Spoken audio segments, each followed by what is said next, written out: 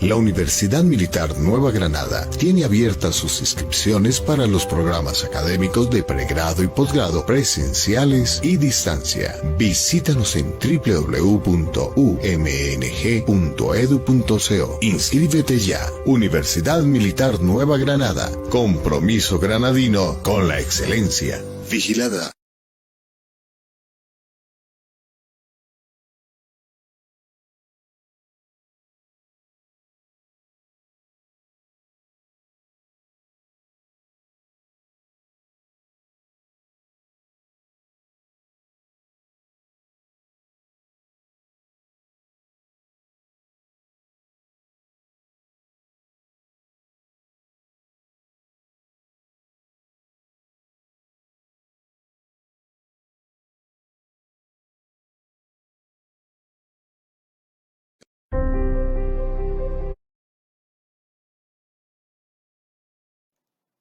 Profe Adriana.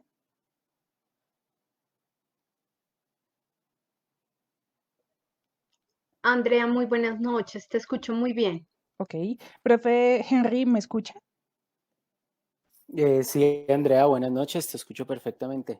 Bueno, muy bien. Entonces, si me permiten, yo los presento. La profe Adriana Francisca es politóloga de la Universidad Nacional de Colombia. De esta misma universidad es magíster en economía y tiene un doctorado en ciencias económicas. Ella es investigadora y docente en temas de desarrollo económico. Actualmente es asesora de gasto público en el Observatorio Fiscal de la Pontificia Universidad Javeriana. Por otro lado, tengo al profe Henry Cancelado, es politólogo de la Universidad Nacional de Colombia, magíster en análisis de problemas políticos, económicos y de las relaciones internacionales de la Universidad Externa de Colombia y del Instituto de Altos Estudios para América Latina de París, magíster honoris causa en inteligencia estratégica de la Escuela de Inteligencia y Contrainteligencia del Ejército Nacional de Colombia y es académico, asesor e investigador del Centro de Estudios Estratégicos de Seguridad y Defensa Nacional de la Escuela Superior de Guerra, docente de la maestra en Relaciones y Negocios Internacionales de la Universidad Militar Nueva Granada. Es para mí un gusto tenerlos aquí con nosotros y que podamos hacer discusión conjunta de lo que se está viviendo hoy en día. En estos días se habla de la duda que surge frente, por ejemplo, a la posición de Estados Unidos en el liderazgo internacional, quizás el debilitamiento de las principales potencias del mundo, el papel crucial que, por ejemplo, juega en el manejo del poder el desplome del precio en el petróleo, la responsabilidad de China o posible responsabilidad de China en la pandemia y su respectiva crisis mundial e incluso de las acciones que deberían tomar los países en desarrollo frente a pues nuestros retos económicos, políticos y sociales que se avecinan, ¿no? En este orden de ideas, profesor Henry, quisiera yo preguntarle, ¿cuáles son los cambios más importantes que se han dado en la geopolítica mundial? Bueno, muchas gracias, Andrea. Ciertamente podemos empezar a ver una transformación, digamos, en los desafíos del poder global. No sabemos cómo va a terminar. Puede ser exitoso el ascenso de nuevas potencias. No sé si al nivel de las potencias o de la potencia global que hemos tenido en los últimos 70 años, pero sí de nuevas potencias que logren un entorno o que logren un impacto mundial, ¿no? Un impacto en diferentes regiones. Eso es lo que se puede ver hasta ahora. Podemos ver, por ejemplo, una China que logra algunos impactos en regiones que pues antes no tenía, no lo lograba, y que puede irse consolidando como un poder interesante de analizar, de estudiar. Como les digo, pues no sé si al nivel pues, de los Estados Unidos después de la Segunda Guerra Mundial, pero sí muy golpeada, o más bien muy consolidada, perdón, frente o gracias o debido a esta nueva crisis, ¿no? Que podemos equiparar, ya lo decía Angela Merkel, esta es la peor crisis que tiene Alemania desde la Segunda Guerra Mundial. Podemos elevar ese análisis, esa frase a todo el sistema internacional y entonces tenemos nuevos poderes que pueden aprovechar esta aceleración de la historia, si lo quieren ver así. Todavía, digamos, queda todo por escribir, pero eso es lo que podemos vislumbrar inicialmente, un desafío a los poderes establecidos actualmente. Profe Francisca, en ese orden de ideas, si habláramos de un tema económico, ¿cómo esa geopolítica que hoy se ve empieza a modificar la forma de hacer negocios, por ejemplo?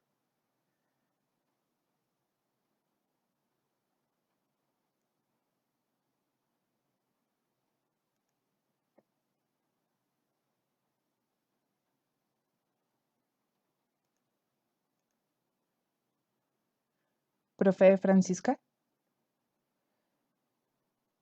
eh, no la estamos escuchando en este momento. Ya, perdóname, ya. Yo creo que frente a lo que estaba planteando Henry y en general frente a todo este proceso que como tú bien lo decías al inicio, digamos es contemporáneamente un proceso relativamente nuevo en un sistema, digamos, globalizado, interdependiente, no un sistema nuevo, digamos, para la humanidad. Pandemias, por ejemplo, en Europa en 1850, en la consolidación de la revolución industrial, se enfrentó a una pandemia de cólera con una tasa de mortalidad altísima, el 60% de los enfermos de cólera fallecían. Digamos, en la historia del mundo, la gripa española, que es tal vez una de las más recientes, pero realmente que fue a final de la Primera Guerra Mundial, que se conoció lo de la gripa española. Pero realmente en la actualidad, digamos, en nuestra historia más cercana no habíamos vivido ni nadie estaba, digamos, como preparado para afrontar este problema. En un mundo globalizado y con economías interdependientes, pues empezar a mirar cifras de cómo es que va a ser la contracción mundial de la economía es bastante importante. Entonces, en una primera parte, hace unos 15 días más o menos, el Fondo Monetario Internacional estaba proyectando que la contracción de la producción mundial iba a ser en 1.5%. Hace un par de días el fondo vuelve y hace un recálculo y el fondo afirma que la contracción de la economía a nivel mundial va a ser del orden del 3%. Aquí hay que aclarar y comparto lo que dice Henry, pues el margen, digamos, de incertidumbre y de cambio es enorme. No sabemos, digamos, cómo va a ir evolucionando el virus y dependiendo de cómo vaya a ir evolucionando el virus, pues nosotros podemos estimar mejor los efectos sobre la economía. Pero esta cifra solo se compara con la cifra de la gran recesión en los 30. Entonces, no se había sufrido un impacto tan grande en la economía desde 1930 y si miramos concretamente, digamos, las proyecciones que tiene el Fondo Monetario para América Latina, pues las proyecciones es que en general América, Suramérica va a caer del orden o la contracción de su producción va a ser aproximadamente del 5.2% para América Centro, Suramérica y el Caribe. Para Suramérica, básicamente se está proyectando que la contracción de la producción puede llegar del orden del 5%, se va a contraer en un 5% la producción, y para el caso de Colombia, más o menos se cree que va a haber una contracción del 2.4% de la producción. Esas contracciones, obviamente, lo que nos están mostrando es que van a haber sectores muy afectados porque son contracciones bien particulares, porque si bien no es una crisis económica, en un sistema globalizado e interdependiente afecta de una forma muy especial la economía de servicios. y países como Estados Unidos, donde tienen un porcentaje de economía de servicios muy alta y por todas las medidas de aislamiento social, va a hacer que, digamos, la contracción sobre la producción aproximadamente en Estados Unidos, los cálculos es del orden del 6%.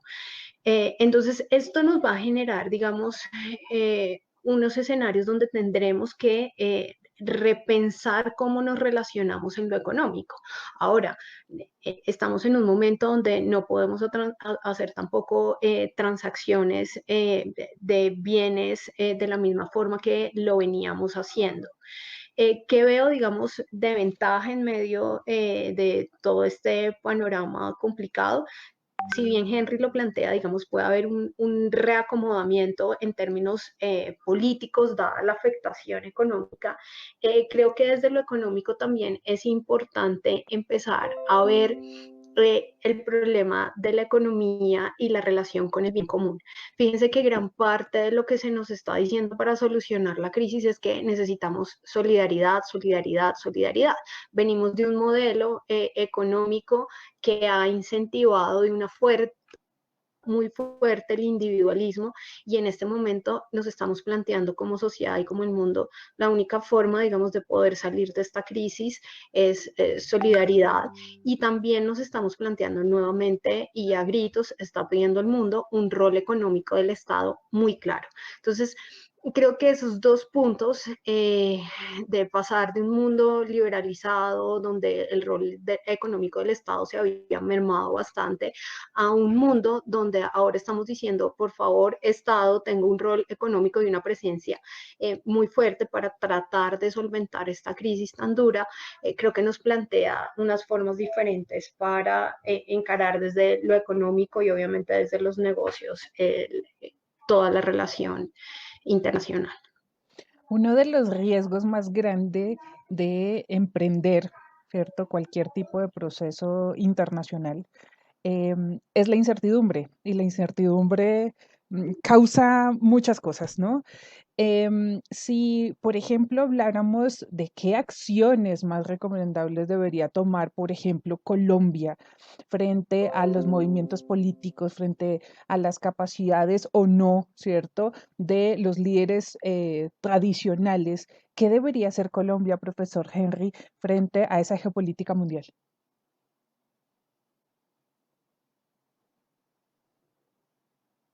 Profe Henry Una de tiene las el... cosas importantes y que hay que recalcar ahí es, y me sumo un poco a lo que dice Francisca, es que pues en este escenario de incertidumbre no hay manual para la gobernabilidad, ¿no? Es decir, no veo una respuesta, una respuesta que uno diga, oiga, tal país ciertamente está profundamente exitoso. Creo que lo que vemos son niveles o gradación, una serie de grados en el éxito de cierta postura, X, Y o Z postura, ¿no? Desde las más radicales como Nueva Zelanda, El Salvador, hasta las más laxas como Brasil o Estados Unidos, ¿no? Y en el intermedio, pues nos movemos casi que todos los países. Los más golpeados, pues lo han venido aprendiendo a partir de una experiencia dolorosa como España e Italia. Estados Unidos también pues por su tamaño geográfico, por su cantidad de población y por la forma en cómo está interpretando la crisis, pues no lo ve de la misma manera a pesar de ser ahorita Nueva York el epicentro que tiene más contaminación que cualquier otro país, ¿no? Diferente a Estados Unidos, ¿sí? Entonces lo que uno ve frente a Colombia, frente al escenario colombiano, yo lo puedo dividir en dos o tres momentos o categorías muy claras, ¿no? Primero, una lucha de gobernabilidad, ¿sí? A nivel interno, de todas formas, y no es novedoso, ha pasado en todos los países, Italia, Inglaterra, Estados Unidos ahorita mismo y por supuesto Colombia, una lucha entre las autoridades locales y nacionales, creo que la estamos viendo y hoy la vimos muy latente, la hemos visto esta semana muy latente, y yo creo que la otra semana va a ser mucho más clara, ¿no? Entonces, en ese sentido, digamos, Colombia tiene que revisar institucionalmente cuáles son los alcances de cada una de las autoridades para emprender una estrategia de movilización que pueda llevarnos precisamente a una situación de estabilidad interna. ¿Y qué tiene que ver esto, digamos, con el resto? Porque es que aquí lo que se están jugando todos los gobiernos del mundo, incluyéndonos, son sus legitimidades. Entonces, en ese sentido, cuando tenemos ese problema interno, lo que se está golpeando también es la legitimidad, ¿no? De cualquier gobierno. O se está fortaleciendo o se está luchando, digamos, el caso Trump es muy claro, el caso Bolsonaro también es muy claro, o se está jugando a procesos de deslegitimación profundos. El caso México también es interesante, ¿no? De cómo pues difícilmente muchos sectores están tomando en serio a su gobierno en muchos aspectos, ¿no? Aparecen nuevos líderes que uno no esperaría que surgieran en esta crisis. El caso de Bukele es clarísimo en El Salvador. Y pues otros se van desdibujando, ¿no? Por ejemplo, Daniel Ortega, y tenemos pues los outsiders de siempre que van y vienen con declaraciones y con posturas, como puede ser un poco Nicolás Maduro, ¿no? Entonces el primer nivel para mí sería ese, porque es que lo que se juega es la legitimidad de un gobierno, y no solo sino todos los gobiernos en sí, ¿no? Y el segundo nivel es ya un poco hacia lo internacional. Yo sí creo que hay una redefinición, digamos, hay una reflexión profunda del sistema internacional, puede ser desde lo económico, puede ser desde lo geopolítico, pero también puede ser desde lo institucional, ¿no? Desde el multilateralismo institucional. O sea, el gran cuestionado aquí hoy en día es el sistema de Naciones Unidas, ¿no? Porque es que lo que buscan los estados es una cooperación mucho más bilateral, mucho más directa, no tanto por medio de Naciones Unidas, no tanto por medio de organizaciones como la OMS. En ese sentido, yo creo que sí, así como Francisca nos decía que hay que repensar la relación, digamos, económica, por supuesto también hay que repensar las estructuras institucionales a nivel internacional. Bueno, ¿cuál va a ser el rol? ¿Qué es lo que van a hacer? O sea, ¿todavía soportan esas viejas instituciones creadas por allá en el año 45 un desafío de este estilo? Es un desafío muy distópico siglo XXI, ¿no? Que ya veníamos viendo desde el siglo XX y de repente nos llega. Creo que todos los profesores hemos teorizado alguna vez en nuestros salones de clase al respecto, y de repente llegó, ¿sí? Entonces es como una especie de profecía cumplida, y entonces el sistema internacional se ve cuestionado en ese estilo. Ahí es donde yo veo una transformación geopolítica donde los poderes apuntan más a escenarios multilaterales de cooperación, y en ese caso, digamos, Alemania, Rusia, China, Inglaterra, incluso la misma Inglaterra, empiezan a cambiar sus esquemas, y ya no se lanzan simplemente a una especie de mundo unipolar, ¿sí? O esa idea de mundo unipolar que nos dijeron, o de la que nos hablaron a finales del siglo XX, años 90, Huntington o Fukuyama en sus obras, sino que vamos a esquemas mucho más multilaterales, ¿no? La lucha por la vacuna puede inscribirse en esa lógica de la competencia, pero también puede inscribirse en la lógica de la cooperación, ¿no? Precisamente hoy allá había un laboratorio BioNTech en Alemania que empieza también a hacer unas pruebas de vacuna, ¿no? Entonces yo creo que ahí va a haber unos esquemas de cooperación interesantes. Eso no significa que hay una destrucción del poder internacional, como algunos apocalípticos han dicho, ¿no? Y entonces caigamos en una especie de anarquía y caos, no, al contrario. El sistema internacional ha demostrado que tiene una capacidad de regeneración impresionante, y si lo quieren ver así, si los estados fueran precisamente esas células de un cuerpo más grande llamado sistema internacional, pues los mismos estados se van recomponiendo, ¿no? Nunca he visto un sistema totalmente anárquico donde no hayan estructuras políticas que lo organizan de una u otra manera. Que no sean las que quisiéramos, las que deseáramos, eso ya es otra cosa, ¿no? Pero la historia en eso ha sido siempre implacable, y en lo personal nunca he visto grandes vacíos de poder en el sistema internacional. Hay varias cosas interesantes que ha mencionado el profe Henry. Una de ellas, por ejemplo, es que a partir de la próxima semana quizás vislumbremos mejor lo que puede suceder de aquí en adelante, ¿no es cierto? Si hay algo a lo que nos enfrentamos últimamente es, tenemos una fecha donde vamos a salir de la, por ejemplo, cuarentena en el caso de Colombia, pero mientras que nos vamos acercando debido a muchas cosas, ¿sí? Debido a la curva que nada que se aplana, debido a la falta de conocimiento, por supuesto que tenemos muy poca experiencia frente a situaciones similares a esta, se aplaza, ¿no es cierto? Nuevamente a la siguiente semana o 2 semanas adicionales. ¿Cree usted, profe Francisca, por ejemplo, que realmente para el tema de los negocios, para la parte económica, lo que se vislumbra en Colombia, realmente a partir de la próxima semana podemos sentirnos un poco más cómodos de cómo podemos funcionar? Profe Francisca, no tiene audio. Ok, listo. Gracias. Perdón, perdón. Pues mira, Andrea, es una pregunta difícil porque como tú bien lo mencionas, estamos, digamos, cada semana es como un mundo nuevo, ¿no? O sea, cada semana es un despertar y esto que antes era como anormalidad, casi que ya estamos viendo que es más o menos el curso de lo que va a seguir. Se pretenden, digamos, levantar algunos sectores porque son sectores, digamos, que se consideran esenciales dentro de la economía, pero sin duda, digamos, el sector que se va a demorar más en levantar es todo el sector que tiene que ver con servicios y especialmente con todo lo que tiene que ver con economía naranja, ¿no? Obras de teatro, restaurantes, etcétera, etcétera. Entonces, no va a haber, digamos, una desarrollo económico de la misma forma como lo veníamos planteando, por lo menos lo que uno alcanza a vislumbrar frente al aislamiento social es que todavía vamos a ir un par de meses más en aislamiento social y esto va a implicar, digamos, un impacto en ciertos sectores de una forma muy fuerte. Aquí, digamos, es donde el Estado también ha tratado de dar una serie de soluciones para tratar de minimizar ese impacto.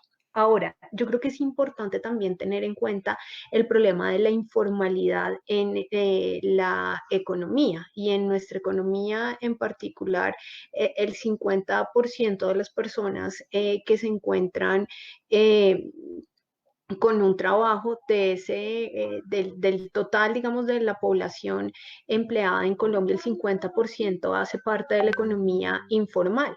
Y estas medidas de aislamiento, pues obviamente también van a generar un impacto muy grande sobre el empleo, pues digamos, en muchos sectores como en el artístico, pero también, digamos, un impacto muy grande sobre la economía informal y eso nos va a implicar, digamos, unos retos de atención en términos de alimentos y demás para una población bastante amplia de la sociedad en medio, digamos, de una contracción de la producción. Entonces, creo que aquí el reto va a ser muy grande.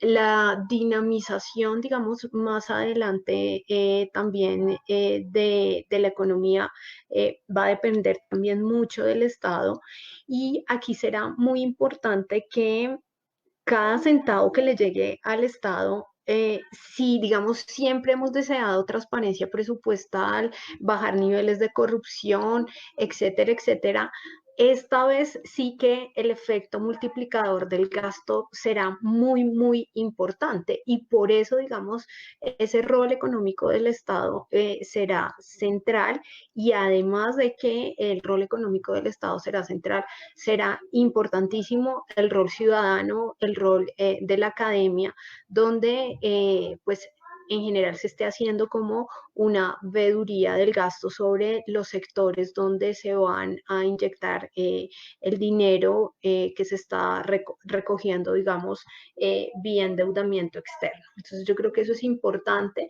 y acá yo creo que mencioné un poco la economía informal y quiero irme y tomando un poco lo que Henry hablaba ahorita sobre la cooperación internacional.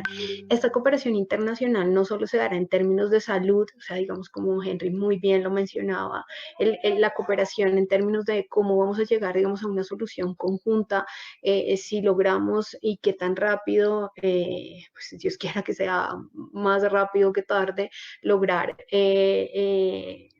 una vacuna Pero fíjense que mirar, digamos, la población que se encuentra muy vulnerable va a ser también central, digamos, en la organización y en la cooperación internacional. ¿Por qué? Digamos, el Programa Mundial de Alimentos cree que aproximadamente las personas que padecen de hambre aguda alcanzarán fruto de la crisis del COVID, 250 millones de afectados en el 2020 a nivel mundial. Entonces, aquí se nos está haciendo, digamos, también un problema enorme. ¿Cómo vamos a afrontar a todas aquellas personas, no solo, digamos, que en sus sectores se ven afectados directamente por la contracción, digamos, de la economía, los sectores comerciales, los sectores de servicios, restaurantes y demás, sino también aquellos sectores que son aún más vulnerables en la economía informal? Y eso también plantea lo que Henry mencionaba ahorita, una discusión muy grande sobre la legitimidad de los estados y también muy ligada al problema de desigualdad. Creo que si hay algo también que nos ha mostrado la crisis y nos lo ha evidenciado de una forma muy, muy fuerte, es el problema de desigualdad mundial y el problema de distribución. La FAO calcula que más o menos se producen alimentos para alimentar 3 veces a toda la población mundial, pero por otro lado se nos está diciendo que vamos a llegar a 250 millones de personas que pueden entrar, digamos, en este padecimiento de hambre aguda. Entonces, es también replantear en términos de negocios cómo hacemos una mejor distribución en general de las ganancias y cómo esa distribución socialmente sí se da de una forma eficiente. Ok, aprovecho para en este momento dar un saludo a las 72 personas que están conectadas con nosotros. Ellos han empezado a formular algunas preguntas para ustedes. Si ustedes me permiten, se las voy a leer. Mafe López nos está preguntando, profe Henry, ¿cómo se modificará el modelo unimultipolar del sistema internacional después de la crisis? ¿Cree que cambiará? Muchas gracias, doña Fernanda. Bueno, sí, yo creo que sí, en el sentido en que veremos un esquema más multipolar, ¿sí? De pronto algunos liderazgos selectivos, dependiendo de los temas. Yo creo que países fuertes ya en todos los temas, como estábamos acostumbrados a ver, digamos, en los imperios clásicos, Inglaterra, España, incluso un Estados Unidos muy clásico, pues yo no creo ya que tengamos un poco en este siglo XXI, pero sí creo que podamos ver algún esquema multilateral donde un país es fuerte militarmente, el otro es fuerte económicamente, el otro es muy fuerte en su diplomacia, el otro en su tecnología. Eso no significa que los demás no lo tengan, simplemente que el ecualizador del poder global empieza a ajustarse de una manera diferente. Y esa pregunta me sirve para cerrar una idea que había dejado en la anterior pregunta frente a Colombia. O sea, muchos países están disputando sus liderazgos también regionales, sus liderazgos locales, y Colombia no es la excepción. Digamos, todo el tema también diplomático que ha surgido en torno a esta crisis son los países tratando de recoger beneficios diplomáticos para posicionarse o como potencias medias regionales, o algunos más con más capacidad, pues ya para poder posicionarse como potencias mundiales. Ojo con eso, ¿no? No estoy hablando ni de potencias globales ni de un solo polo en el sistema internacional.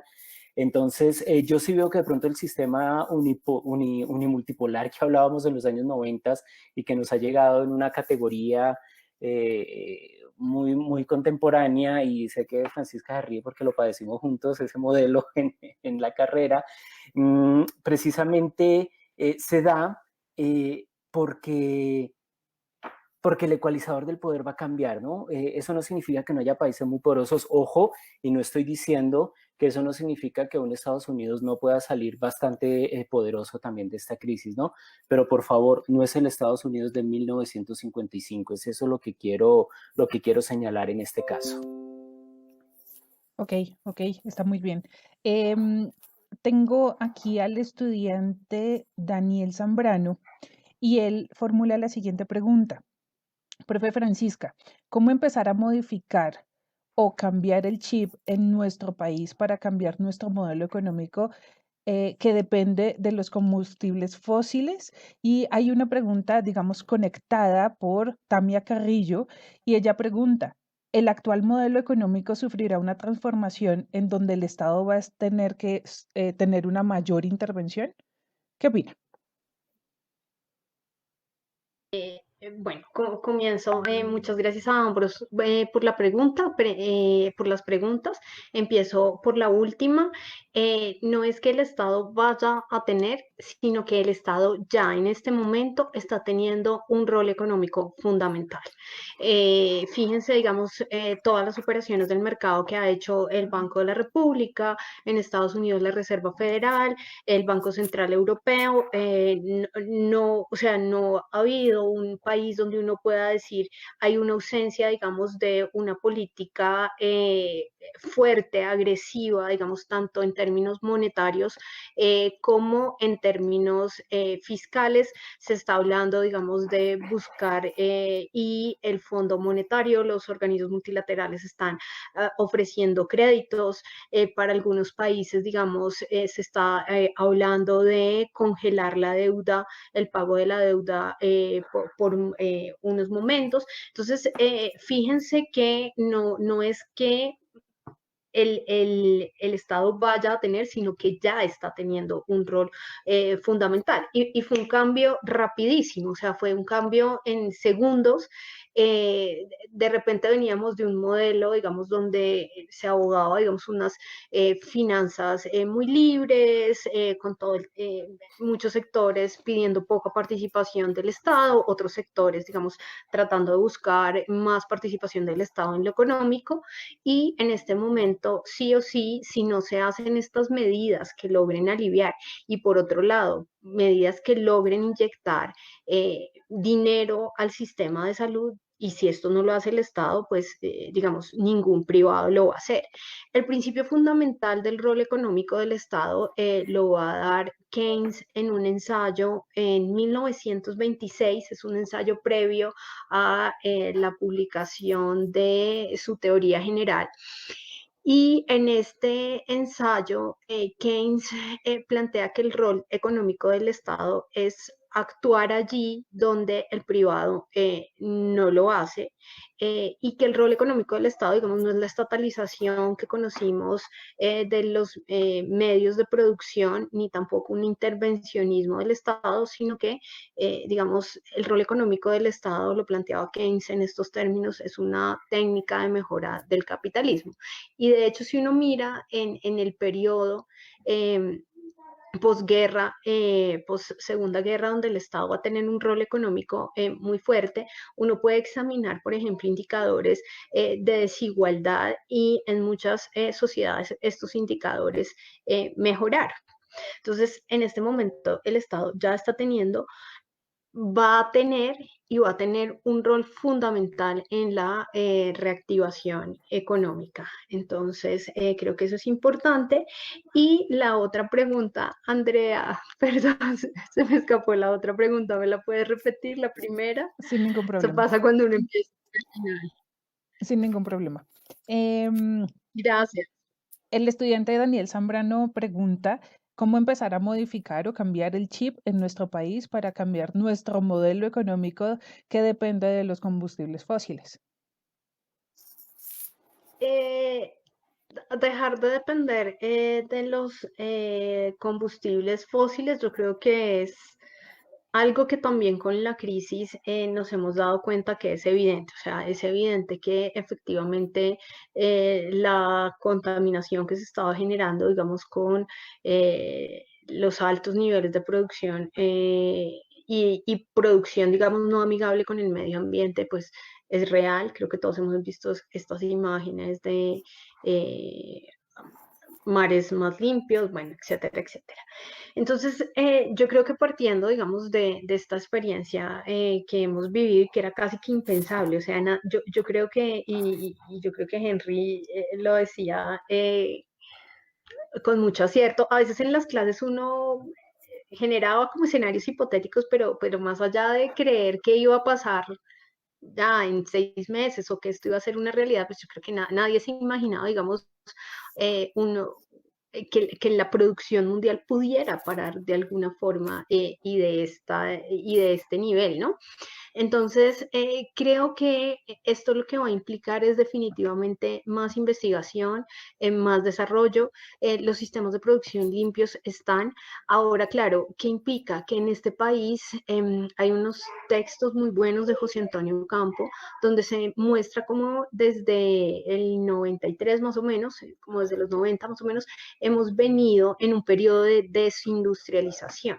Entonces, ¿qué implica esto que estamos viviendo de la venta de combustibles fósiles? Pero necesitamos empezar nuevamente a incentivar, digamos, y creo que este escenario también nos empieza a plantear qué pasa con las industrias nacionales, qué pasa cuando la producción, por ejemplo, de alimentos o de otros bienes y servicios no se puede dar y no la puedes tomar del sistema internacional. Creo que esto también nos está planteando una serie de problemas de seguridad alimentaria. Entonces, yo creo que esta realidad ha sido tan fuerte que creo que es un buen comienzo para que empecemos a replantear y a pensar seriamente el problema nuevamente de la industrialización del país, pero no una industrialización época de los 70, 80, sino una industrialización de cara a una industrialización sostenible, una producción limpia. Yo creo que Alemania ha demostrado que esto se puede lograr, digamos, unos altos niveles de producción compatibles con ser amigables con el medio ambiente. Ok, ok. Les comento que tenemos varias preguntas por parte de la audiencia. Es interesante que esto motive, ¿cierto? Y que las dudas empiecen a llegar. El único problema es el tiempo es bastante corto. Entonces, yo le he enviado al profe Henry Cancelado sus dos preguntas, dos que formuló Diego Torres y que formuló Juliana Santamaría. Además de esto, han llegado otras. Como les digo, no tenemos tiempo suficiente, así que buscaremos dar respuesta a estas preguntas adicionales que van llegando. Si el profe Henry y la profe Francisca nos lo permiten para darle respuesta a aquellos que nos han preguntado y que por cuestiones de tiempo no les vamos a lograr responder aquí. También le he enviado las preguntas que ha hecho Diego Caballero a la profe Francisca. Entonces, digamos que estamos, ¿no es cierto?, buscando dar respuesta. Entonces, profe Henry, Diego Torres nos pregunta que usted cómo pronostica para el futuro electoral de Estados Unidos y para las próximas elecciones regionales, entendiendo que el COVID afectará el giro a la derecha que dio el globo en los últimos años. Bueno, gracias, Andrea. Sí, a ver, el COVID ha afectado el giro que se haya dado para cualquier lado, en términos políticos, ¿no? Si miramos, por ejemplo, México es un caso paradigmático porque es que está afectando al revés también, ¿sí? Yo de entrada no confío en cifras que me puedan decir países como Venezuela, Cuba, Irán, Corea del Norte.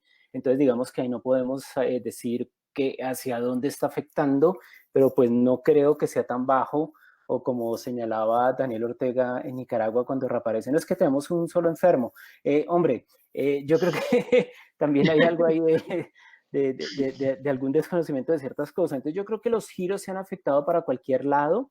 Por eso yo señalaba en una respuesta anterior que lo que se está jugando son las legitimidades de los gobiernos y en ese sentido en un nivel internacional se están jugando los liderazgos de los países.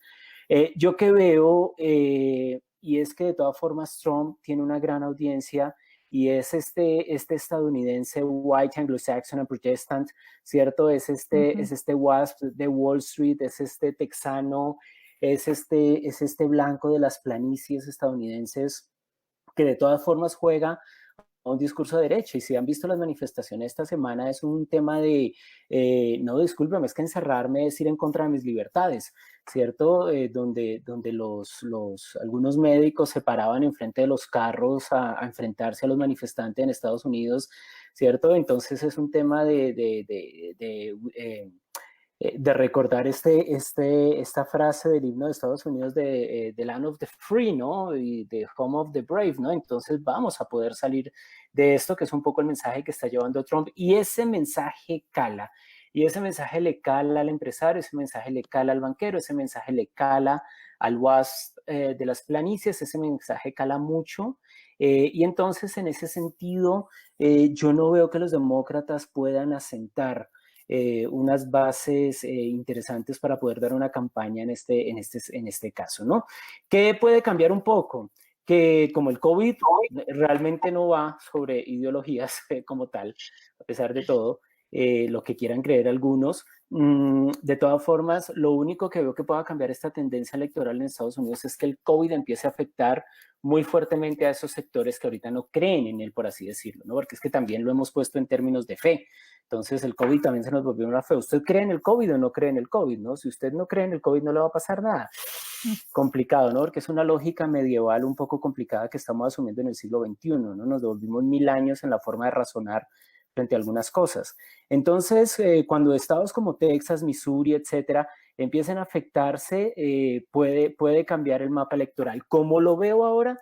No lo veo cambiando hacia otro lado, porque es que en estos casos, y creo que lo hemos señalado muy bien ahí con Francisca, miren que no hemos cuestionado ni hemos debilitado al Estado. Al contrario, estamos diciendo, los Estados se fortalecen, la pregunta es cómo se fortalecen los Estados. O sea, al menos yo creo que de toda esta crisis si hay una figura que puede salir fortalecida, son los Estados. ¿Bajo qué esquemas, bajo qué dinámicas y qué estructuras de Estado? Eso es otra pregunta. Pero el Estado como tal no se nos va a eludir en este momento en un escenario de globalización como el que hubiéramos esperado hace unos 15, 20 años, ¿no? Entonces, así lo veo yo en ese momento. Ok. Y en el caso de Juliana Santamaría que pregunta, en el escenario posible en el que Alemania o Inglaterra gane la carrera por la vacuna, ¿es posible que el interés internacional se traslade de Asia y el Pacífico para volver al continente europeo? Hay una cosa muy interesante sobre Europa, ¿no? Y es que Europa prácticamente desde la batalla de las Termópilas está escribiendo grandes capítulos de la historia mundial, ¿cierto? Entonces, y los sigue escribiendo, ¿no? Ella va y vuelve, ¿no? Europa va, le dan durísimo, regresa a la historia universal, domina el sistema internacional, la era de los descubrimientos desde el siglo XVI, la caída del concierto europeo le dan durísimo, pero pues Estados Unidos lo primero que tiene que reconstruir es Europa para mantenerse en una especie de diálogos, cooperación y apertura de mercados.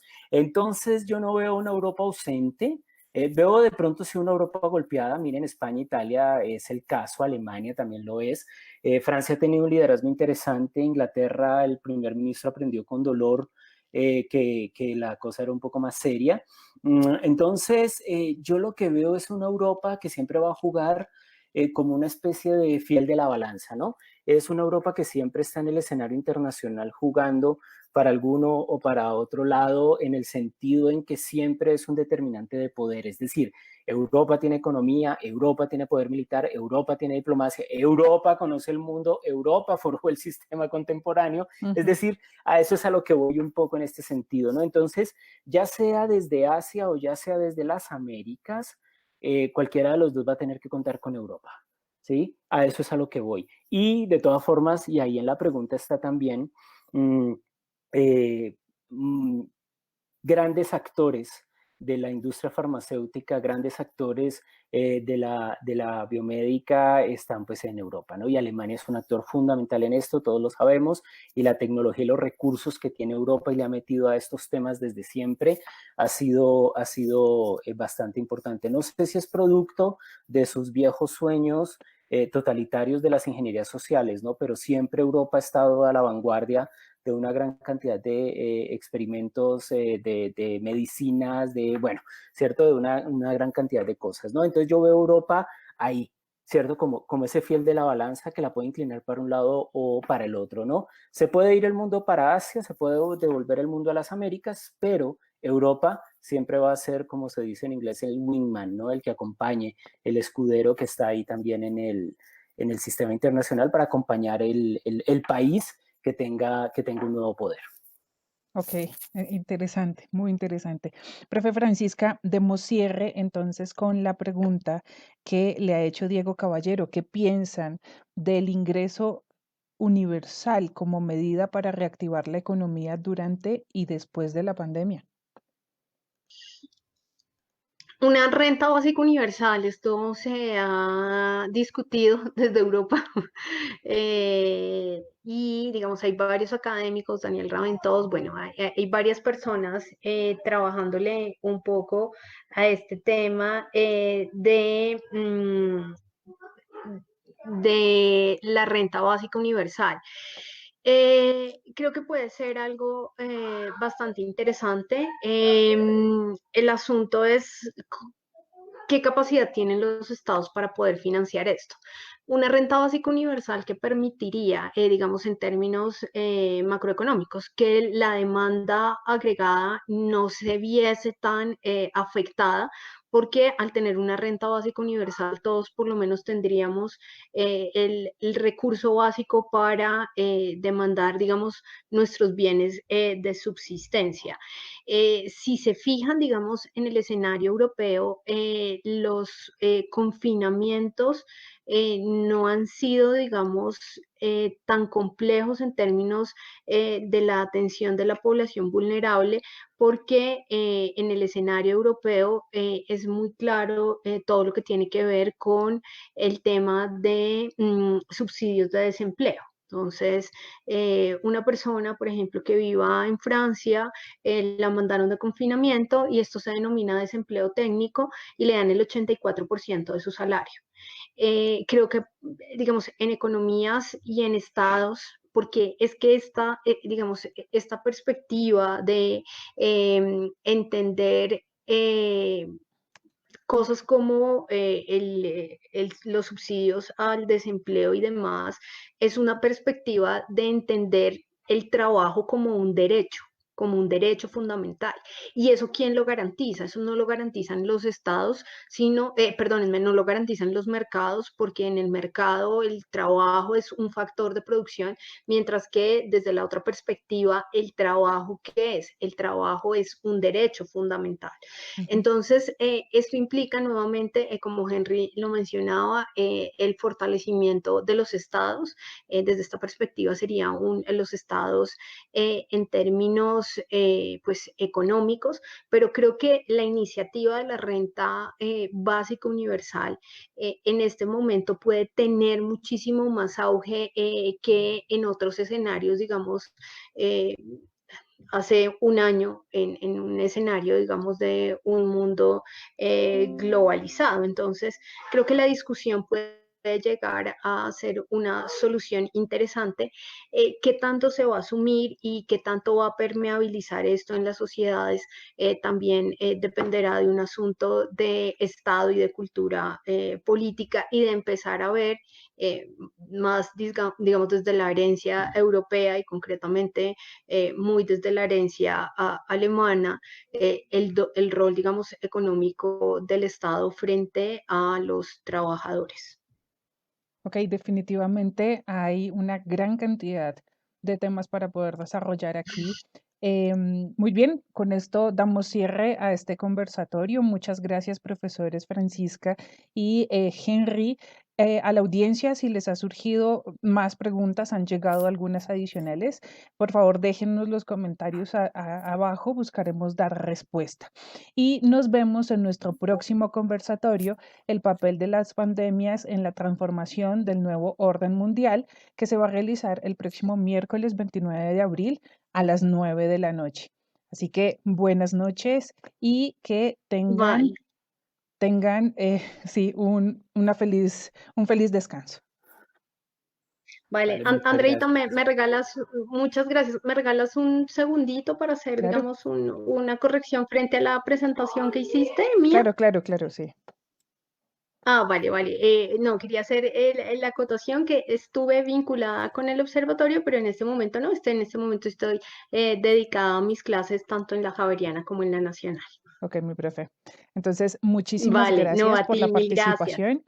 Que estén muy bien, descansen a la No, audiencia, que estén muy bien.